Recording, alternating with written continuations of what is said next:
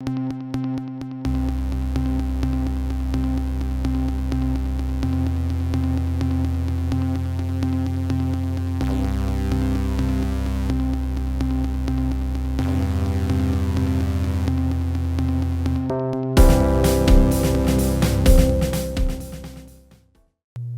guys, how's it going? This is Brandon for RC Flight School. Today I'm unboxing for you the Blade 120SR. Now this is a miniature size helicopter, not quite a micro size class, mostly designed to fly outdoors. You didn't want to necessarily fly this inside unless you got a large basement or gymnasium or something of that sort. This is kind of one step between the Blade SR, the full-size collective pitch, and the Blade MSR, which is the micro single rotor fixed pitch helicopter. So let's open her up and take a look. We did get the bind and fly model from our local hobby town in Germantown here. Again, we have the DX6i, you see it behind me there, so we're going to be binding that to that guy, get all our optional trims and dual rates and all that good stuff. Here's what she looks like in the box. There would be a remote right there if you bought the ready to fly model, and that remote is just fine for this one. Let's get her out of the packaging here for you so we can take a look. Helicopter. Charger. This charger has a variable rate, so you can select between 0.1 amps and 0.7 amps. Simple start-stop button, and obviously it's a smart charger, so it knows when to stop. They do give you the power supply for the charger here, so you can plug this into the wall, charge at home. And of course the battery. So this is about the largest micro battery we've seen yet from Blade. This is a single cell 500 milliamp hour pack. That's all this helicopter needs. Still a single cell helicopter, but a lot larger capacity because of the size and weight. Get that out of the way.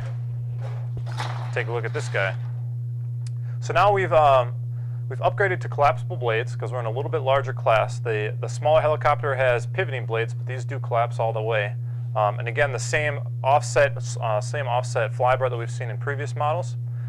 These are pretty simple. Believe it or not, there's really nothing to it. I'm going to take the canopy off to show you just how little there is to these guys.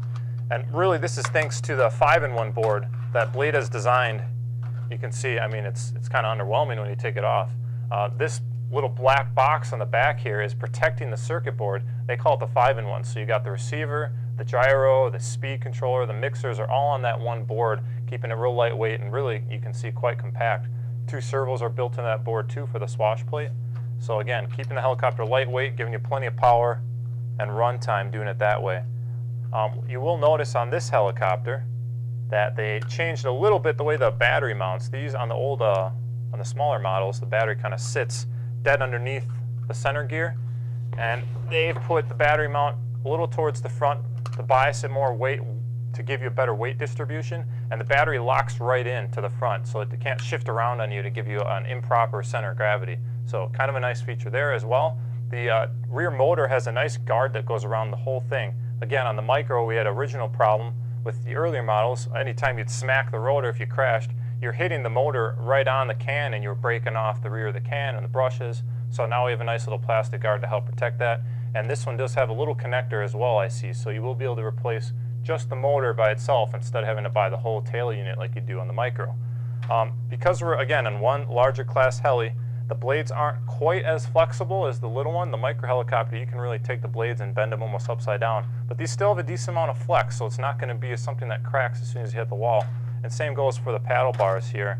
A little bit of flex, not as much as the little guy, but again, when you're holding a little bit more weight and more power, you can't have anything too flexible or it's going to be really washy and you won't have the whole lot of control. Carbon fiber tail boom, landing gear, got a little give to it as well. Body, a little bit of give to it, so they really do make these for people that are still kind of learning, so you're not going to have, you know, all solid rigid metal parts that as soon as you hit something it's going to snap or break. So again, real kind of beginner oriented, really nice setup. I like it a lot. Plenty of power on this model. I've flown these in the past and they fly just like the mini one except more power and a little bit more speed.